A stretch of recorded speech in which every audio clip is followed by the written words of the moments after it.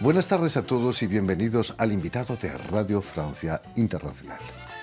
Acaba de tener lugar en la Maison de l'Amérique Latine, la Casa de América Latina, aquí en París, y dentro del ciclo L'Œil pense, el ojo piensa, un encuentro con la comisaria de exposiciones francesa Mathilde Ayoub, quien ha desarrollado un proyecto de investigación en torno a la estética de las catástrofes en la obra de artistas argentinos. Y precisamente para hablarnos de este encuentro y de su trayectoria en el mundo del arte, Mathilde Ayoub ha sido tan amable de venir a nuestros estudios. Bueno, gracias a ti. Buenas tardes, Mathilde. Buenas tardes. No, es un placer tenerte aquí entre nosotros. Permíteme que explique que has nacido aquí en París y que además de comisaria de exposiciones eres licenciada por la Sorbona en Estética y Filosofía del Arte. Pero me gustaría que nos contases cómo entras en el mundo del arte. Bueno, eso empieza muy joven, que mis padres siempre me llevaron mucho a los museos y que, o sea, de arte, pero también de historia y los castillos y esas cosas. Y ¿No te aburrías de pequeña visitando museos? Bueno, no, creo que era un poco divertido y también yo tengo tres hermanos, entonces era como mi lugar también de ponerme en la situación de que me interesaba ser interesada de la cultura. Y después, cuando entré en el liceo, en el instituto, no sé cómo se dice acá, decidí inscribirme en una sesión de historia del arte, pero como 8 horas por semana. Y eso que era muy interesante, de que los profesores que nos enseñaban historia de arte no eran profesores dedicados a historia de arte, sino que eran de historia, deporte, filosofía, literatura, y que cada uno desde su lugar nos aprendía o nos presentaba alguna parte de la historia del arte. ¿Cómo eran las clases de arte con el profesor de deportes? Bueno, él estaba en cargo de la historia del cine, entonces mirábamos muchas películas y partes de películas, pero si no, los otros profesores nos llevaron mucho a museos y hicieron que viajáramos un montón. Estuvimos en Florencia, estuvimos en Moscú para montar una muestra de Picasso en el momento del año franco-ruso, y entonces eso y todas esas salidas y el hecho de que íbamos mucho a museos hizo que yo decidí querer encargarme de hacer muestras y trabajar después con artistas vivos, que eso era un punto. Mathilde, me decías que en tu familia había una comisaria, una conservadora de un museo parisino. Sí, una muy buena amiga de la familia es curadora del Museo de Arte Moderno de la ciudad de París, y desde siempre yo fui mucho a visitar sus muestras, siempre me abrió para investigaciones mías como el montaje. Yo pude visitar antes de las muestras y eso también me interesó mucho en cómo se arma hoy día una muestra, cómo se pone en valor el trabajo de los artistas y cómo se hace un parcours en la exposición, cómo se puede contar una historia, que en realidad una muestra no es solamente, o sea, puede ser solamente cronológico, pero también puede ser como una historia que se puede contar al público. Y eso fue un poco lo que hicieron en la muestra de My Buenos Aires, que hablemos. De eso hablaremos. ¿Nunca se te pasó por la cabeza crear tu propia obra como artista? Bueno, yo siempre digo que como curadora, como comisaria de arte, tengo una práctica artística y no solo trabajo con muestras, sino que escribo mucho y que eso es una práctica. Y también, bueno, hago colaboraciones con artistas que de vez en cuando creamos la muestra desde el principio, desde el origen, y eso es una forma de crear, creo. Y algunos proyectos para mí son obras, entonces no tengo una práctica como no pinto, no saco fotos, no, pero la forma en la cual produjo me parece que es una forma de hacer obra, tal vez. Mathilde Ayoub, en el 2016 participas en el programa Artistas, Comisarios y Críticos del Instituto Di Tella en Buenos Aires. Fue una experiencia increíble, ¿no?, para ti. Sí, bueno, para mí era súper importante porque siempre estudié historia del arte como la teoría, y en la otra parte tenía como bueno, te contaba que hacía como pasantías en el mundo justamente para hacer muestras. Y para mí había como una diferencia muy grande entre lo que estudiaba y lo que trabajaba. Y entonces decidí volver a Buenos Aires, que ya había ido alguna vez, un año, para realmente estar con artistas y realmente como dejar de estar acá en París se estudian los artistas en Bellas Artes y en la universidad los teóricos, pero al final nunca se cruzan. Y eso es un problema para mí, que si decidimos colaborar para el resto de nuestras vidas, tenemos que hacerlo desde la universidad y poder colaborar juntos. Y esa experiencia fue muy linda, que éramos 25, 20 artistas y 4 teóricos y curadores y críticos, y estuvimos haciendo muchas cosas juntos, muestras, y realmente hubo un diálogo desde la crítica y de la práctica, que compartíamos un taller juntos, y que eso era muy, muy interesante poder... Siempre se ha dicho que París y Buenos Aires son ciudades gemelas. ¿Qué puntos de contacto has encontrado entre esas dos grandes capitales del arte? Bueno, me parece que primero hay algo de la arquitectura, que ahora que estoy viviendo un poco en Marseille me doy cuenta que también en Marseille es también muy cercano de Buenos Aires, casi más que París, de hecho por el puerto, por el hecho de que hay muchos inmigrantes en las dos ciudades y que son ciudades donde van y vienen las cosas, y casi puedo hacer más la relación entre Marseille y Buenos Aires porque hay espacios disponibles y que las cosas son más espontáneas. En Buenos Aires hay eso muy, muy increíble, que hay muy poco mercado del arte, pero pasan muchas cosas y hay muchas colaboraciones que pasan entre los artistas y espacios disponibles para mostrar el trabajo, y que eso es muy importante. Quizás aquí en París hay demasiado mercado del arte y pasan pocas cosas, ¿o no? Pasan muchas cosas, pero hay como también una concurrencia entre los artistas según como los espacios son más chiquitos también.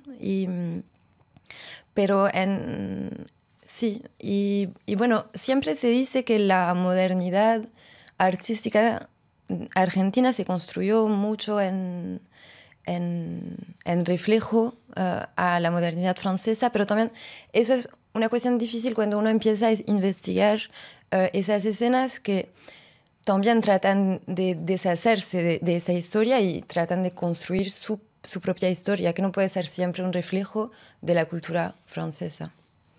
Matilde Ayub, volviendo al reciente encuentro en la Casa de América Latina, ¿cómo nace la idea de relacionar catástrofes con el mundo del arte?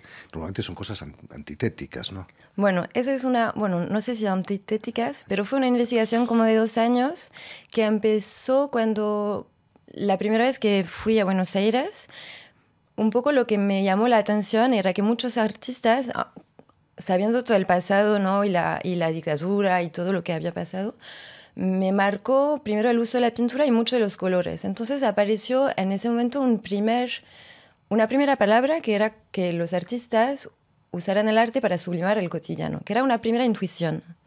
Y después apareció otra palabra que se usa mucho en historia del arte y en teoría del arte, que es la cuestión de lo sublime, que es una cuestión que tiene como más de 2000 años y que es esa sensación que es una belleza, pero a la vez terrorífica. Es algo que te da vértigo, Y entonces me empezó, a más que lo del sublimar el cotidiano, más interesar esa palabra de que el arte fuera a la vez algo muy bello y muy terrible en algunas de esas obras, ¿no?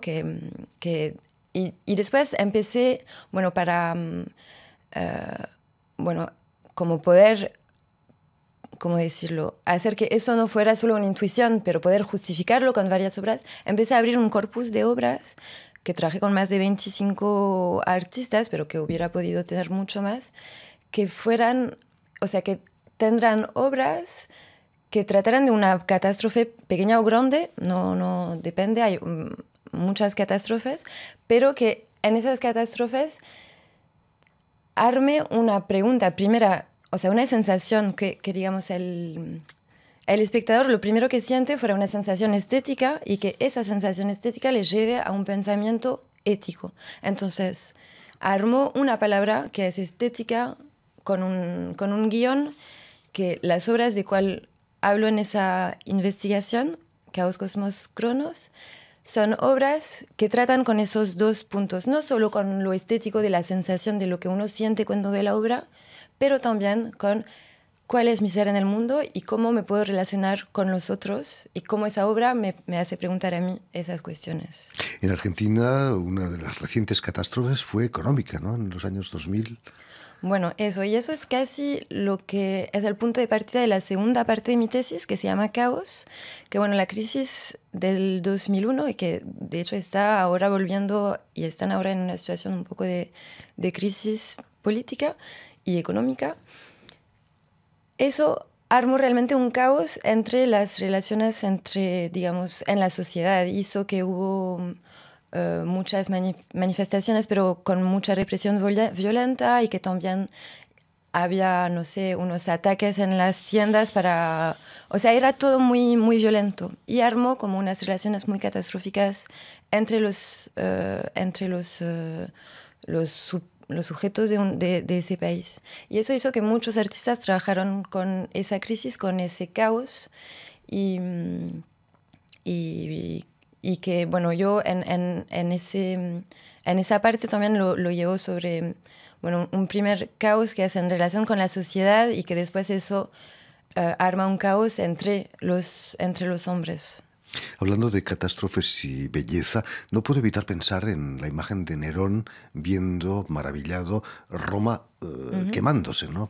En llamas. Bueno, eso lo podemos volver a la primera parte que se llama Cosmos, y en esa primera parte armó todo un paralelo entre un libro que es maravilloso de Juan José Saer, que se llama Las nubes, y una obra de Tomás Espina, que Tomás Espina es un artista que trabaja mucho con el fuego. Y en ese libro de Juan José Saer, el doctor Real, que es un psicólogo de Buenos Aires, tiene que llevar toda una caravana de locos de Córdoba y cruzar toda la Pampa hasta Buenos Aires. Y en realidad en la caravana no hay solo locos, sino también prostitutas, sino también soldados, unas monjas, o sea, que es como muy cómico todo eso, y cruzan toda la Pampa. Y en ese cruce de la Pampa aparece un incendio que tienen mucho miedo todos de morir. Y en realidad encontraron una laguna y cuando están en esa laguna están en seguridad y pueden mirar el incendio. Y hay una parte muy linda donde dice, nunca me fue dado contemplar un atardecer tan hermoso.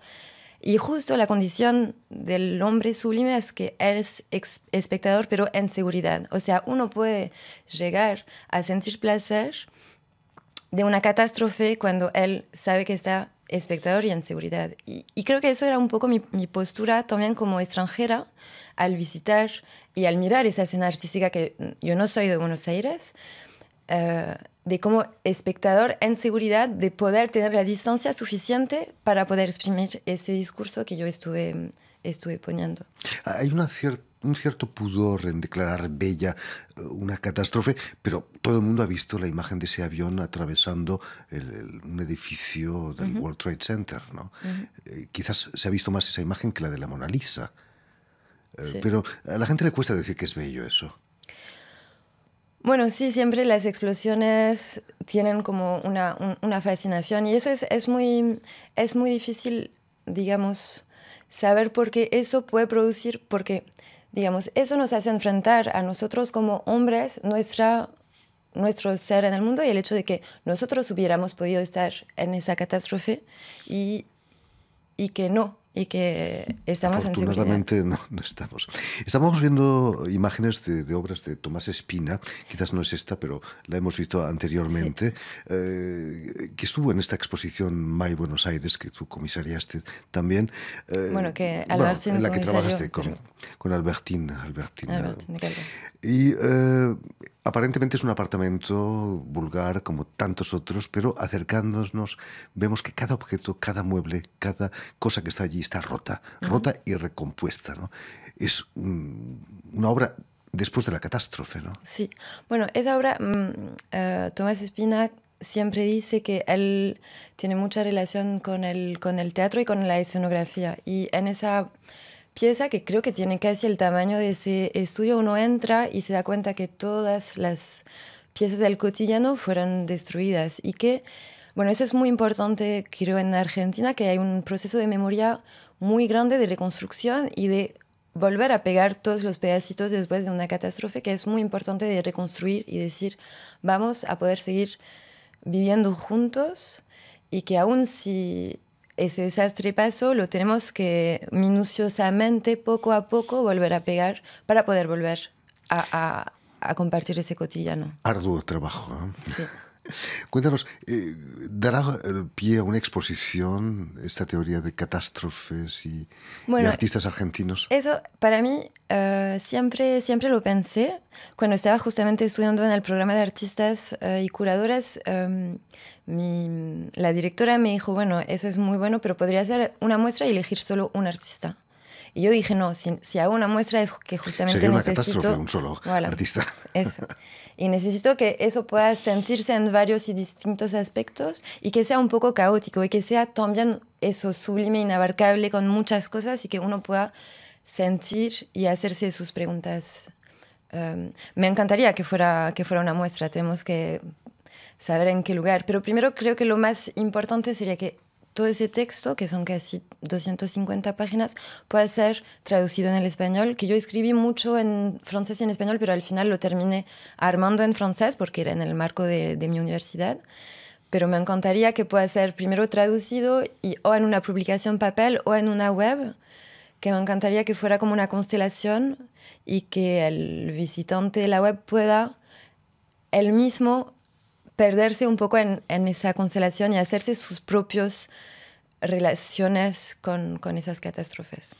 En fin, muchísimas gracias, Matilda Yup, muchas por gracias haber a estado ti. aquí con nosotros. Esperemos que esa exposición y que esa publicación en español sea una realidad dentro de poco.